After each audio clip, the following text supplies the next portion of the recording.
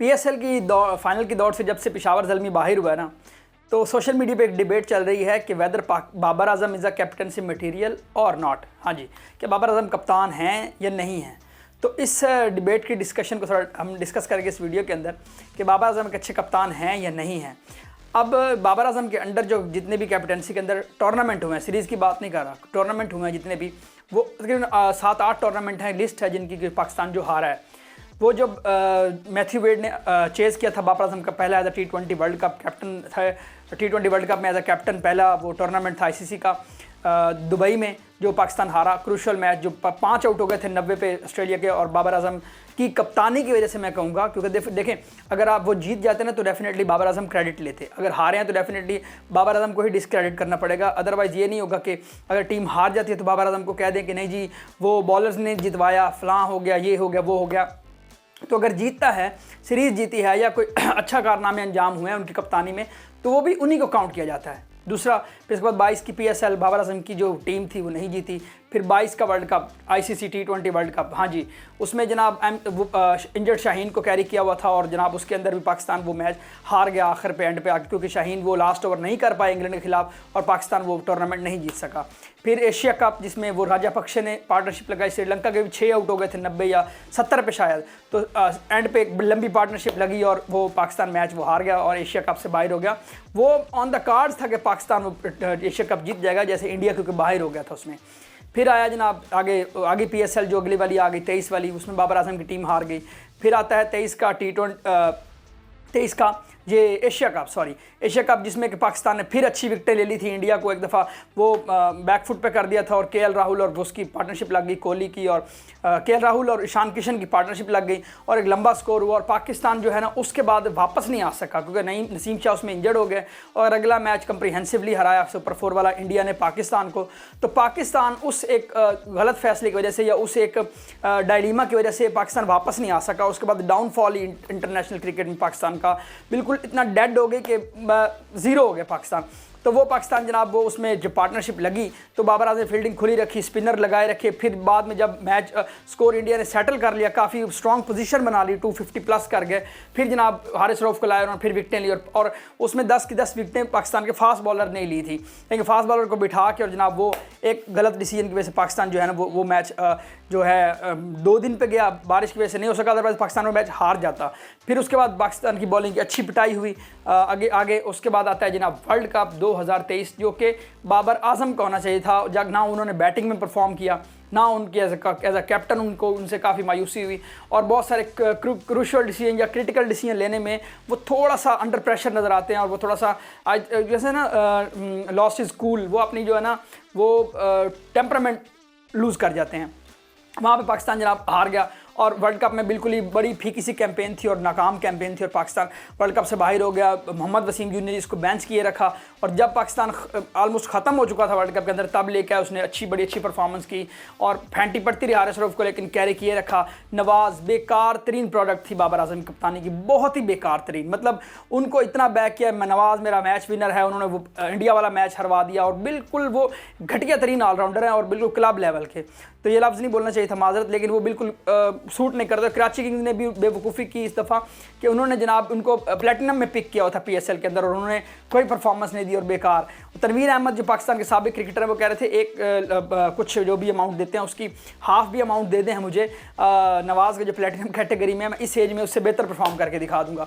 वो बेकार चीज़ को सिर्फ इस खुन्नस में कि इमाद वसीम को टीम में ना लेके आएँ, या जो भी उनके जो पर्सनल क्लैशेस थे, या इमाद वसीम के साथ जो भी उनकी नहीं बनती थी या ठनती थी, उसको सिर्फ कैरी करने के लिए सिर्फ वो वापस ना आ जाए इमाद वसीम, और उसको दूर रखा अपनी टीम से, और नवाज़ को कैरी करते रहे बेकार परफॉर्मेंसेस के बावजूद। सिर्फ एक परफॉर्मेंस मुझे उनकी याद है, वो एशिया कप में जो उन्होंने 40 लगाया था 22 बॉलों पे इंडिया के खिलाफ। अच्छा, वो जनाब हार गए। अभी ये PSL, अब ये क्रूशल मैच था, 5 आउट कर दिया 10 ओवर में, मैच पेशावर ज़ल्मी का था बिल्कुल। वो हर बंदा कह रहा था जी, मैंने इवन वो जो वीडियो उस दिन की है उसका मैंने थंबनेल पहले डिज़ाइन कर लिया था कि पेशावर ज़ल्मी 8वीं दफ़ा PSL के फाइनल में पहुंच गई जनाब। एंड फिर मुझे दोबारा से इस पर वर्किंग कर रही, मैंने कहा यार ये क्या हो गया, मतलब बेकार हो गया। तो ओवरऑल देखा जाए, मेरी ज़ाती राय है, पाकिस्तान में बाबर आजम से बड़ा बैटिंग स्टार कोई भी नहीं है, इसमें कोई शक नहीं है। He is a legend. वो इंजमाम, ज़हीर अब्बास और इन सब के रिकॉर्ड तोड़ देगा। यूनुस खान, जितने भी पाकिस्तान के लेजेंडरी बल्लेबाज गुजरे हैं, वो सबके रिकॉर्ड तोड़ेगा, बहुत मतलब बड़े बड़े रिकॉर्ड बनाएगा बैटिंग में। एज अ बैटर उसको आप नहीं बीट कर सकते, उसकी क्लास को, उसके टेम्परामेंट को, उसकी बाउंड्री, उनकी स्ट्रेट ड्राइव, ऑन ड्राइव, मतलब जितनी जैसे कह सकते हैं ना खूबियाँ एज अ बैट्समैन उनके अंदर हैं बिल्कुल, इसमें कोई शक नहीं होना चाहिए। अब जब बैटिंग को कप्तानी से कंफ्यूज कर देते हैं ना कि सबसे बेस्ट प्लेयर को ही कप्तान होना चाहिए, इसमें बड़ा फ़र्क है। सचिन तेंदुलकर की अक्सर मिसाल दी जाती है, वो भी कुछ मैचेस में उन्होंने इंडिया की कप्तानी की, लेकिन वो इंडिया को बिल्कुल भी कुछ अच्छी पोजीशन नहीं दिलवा सके, अच्छा वो उनके साथ रिजल्ट नहीं दे सके। तो उन्होंने बड़ा अच्छा डिसीजन लिया, बड़े प्लेयर थे, उन्होंने बैकआउट कर लिया, कप्तानी छोड़ दी और उन्होंने फोकस किया अपनी बैटिंग पे। हाँ जी, मशवरा यही है बाबर आजम को। अभी क्योंकि इंडियन मीडिया भी कुछ रिपोर्ट कर रहा था कि अब वो जो शुभंकर मिश्रा हैं, बड़े अच्छे यूट्यूबर हैं इनके इंडिया के, तो अब तक के साथ पहले वो एज एन एंकर काम करते रहे, वो भी कह रहे थे कि हम ये सोच रहे थे कि जी पेशावर ज़ल्मी जीत गई, बस जीत गई। अब जैसे ही हारी है तो जो कप्तानी वाली डिस्कशन थी ना, बहस थी, वो ख़त्म हो गई कि शाहीन अफरीदी रहेगा या बाबर आजम दोबारा बन सकते हैं और ये हो जाएगा वो हो जाएगा, वो ख़त्म है। अब मेरे ख्याल में इसमें डिस्कशन दो राय नहीं होनी चाहिए कि बाबर आजम को एज अ बैट्समैन अपने करियर पर फोकस करना चाहिए और सिर्फ बैट्समैन बन के पाकिस्तान को बहुत सारी खिदमात देनी चाहिए और मैच विनिंग नॉक्स खेलने चाहिए बगैर कप्तानी के प्रेशर के। एक दफ़ा दोबारा वो प्रेशर नहीं लेना चाहिए मेरे ख्याल में।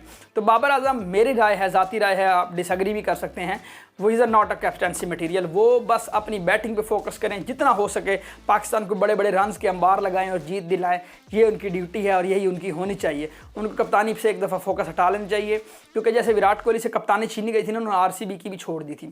तो मेरे ख्याल में इनको शायद अब जो है ना उसकी कप्तानी जो है ना, मेरे ख्याल में अब ज़ल्मी की भी छोड़ देनी चाहिए, मेरी तो ज़ाती राय है। लेकिन अगर कैरी ऑन करना चाहें तो ठीक है, अच्छी बात है, एक अच्छा एक्सपीरियंस होता रहेगा। लेकिन एज अ पाकिस्तान कैप्टन उनको दोबारा से बिल्कुल सोचना भी नहीं चाहिए, क्योंकि उनके साथ बहुत सारी ज़्यादती भी हुई, उनके मैसेजेस लीक हो गए, उनके साथ पर्सनल लेवल तक पीसीबी आ गया और उनको बड़ा मतलब एक किस्म का उनको जड़ा जो है ना वो शर्मिंदगी का सामना करना पड़ा। लेकिन उनका माशाल्लाह इस चीज़ की दाद देनी पड़ेगी कि उनका जो है वो टेम्परामेंट बहुत हाई है इस मामले में, कि उन्होंने बर्दाश्त किया, कोई केस नहीं किया, कोई मीडिया पे आके चिट चैट नहीं की, कुछ उन्होंने वो क्या कहते हैं शोर मचाने की कोशिश नहीं की, मीडिया को मिर्च मसाला नहीं दिया कि पीसीबी के ख़िलाफ़ बाबर आजम ने ये कर दिया वो कर दिया और पीसीबी ने बाबर आजम के ख़िलाफ़ अब ये एक्शन ले लिया वो ले लिया, और कंट्रोवर्सीज से बचे और कंट्रोवर्शियल इशू नहीं क्रिएट होने दिया। मैं कहता हूँ इनकी जगह अगर उमर अकमल होते तो शायद अभी तक ये फड्डे चल रहे होते बिल्कुल। लेकिन उन्होंने बड़ा ही समझदारी का मुजाहरा किया, उनके या फादर ने उनको समझाया होगा कि इस चीज़ से दूर रहें, बिल्कुल वो कंट्रोवर्सी से दूर है। वो थोड़ा सा बैड पैच था, पीसीबी की तरफ से बैक नहीं किया गया बाबर आजम को और जनाब उनको कप्तानी से हटा दिया गया। मेरे ख्याल में अच्छा डिसीजन था उनके लिए, उनके करियर के लिए, उनको करियर को अच्छा परसू करना चाहिए और अब उनको कप्तानी से हटा दिया गया। ठीक है, उसके बाद पीसीबी ने बिल्कुल बड़ा अच्छा सलूक नहीं किया बाबर आजम के साथ। अगर वो हटा दिया, अब हटा दिया तो मेरे ख्याल में दोबारा कप्तानी अगर जो मोहसिन नकवी साहब है नए चेयरमैन अगर देना भी चाहें ना, तो मेरे ख्याल में बाबर आजम को ये कप्तानी अब नहीं लेनी चाहिए, किसी कीमत पर नहीं लेनी चाहिए, क्योंकि मेरे ख्याल में अब उनके साथ काफ़ी हो चुका है। अब वो इस सीट के अब मेरे ख्याल में वो कहे कि नहीं जी माफ़ करें मुझे, मैं अपनी बैटिंग पे फोकस करता हूँ और पाकिस्तान को सर्व करूँगा एज अ बैट्समैन। तो अब वो अगर उन्होंने इस चीज़ को हम्बली अगर डाइजेस्ट कर लिया, उसने इस चीज़ को ख़त्म कर दिया, अब नई कंट्रोवर्सीज क्रिएट होंगी जी बाबर आजम फिर आ गए, फिर क्रिटिसिज्म होगा। अब क्रिटिसिज्म उनकी कप्तानी पे होता है, फोकस उनका बैटिंग से भी हट जाता है, क्योंकि वर्ल्ड कप में हमने देखा, वर्ल्ड कप में जिस तरह बाबर आजम के हर कमेंटेटर एनालिस्ट का फोकस था कि ये एक वर्ल्ड कप बाबर आजम को होने वाला है, इंडिया की पिचेज उनको सूट करेंगी, बहुत रन्स बनाएंगे, लेकिन कुछ भी नहीं कर पाए कप्तानी के प्रेशर की वजह से, और जो मैच नहीं टीम जीत पा रही थी उसका प्रेशर उनकी बैटिंग पर भी इफेक्ट कर गया। उनको चाहिए पाकिस्तान को बड़े बड़े मैचेस जिताएं और कप्तानी को कहें अल्लाह हाफिज़, टाटा बाय बाय। तो ये हमारी वीडियो आज तक यहीं थी। मैंने ये मेरा तज्ज़िया था ज़ाती, आप डिसएग्री भी कर सकते हैं, बाबर के फैंस में भी नाराज़ भी हो जाएं, लेकिन ये बात यही है कि बाबर आजम को एज अ प्लेयर ही खेलना चाहिए। तो चैनल को अगर नए हैं तो सब्सक्राइब कर दें, वीडियो को लाइक कर दें, दोस्तों के साथ शेयर कर दें, दोस्तों को टैग कर दें। अपना ख्याल रखिएगा, अल्लाह हाफ़िज़।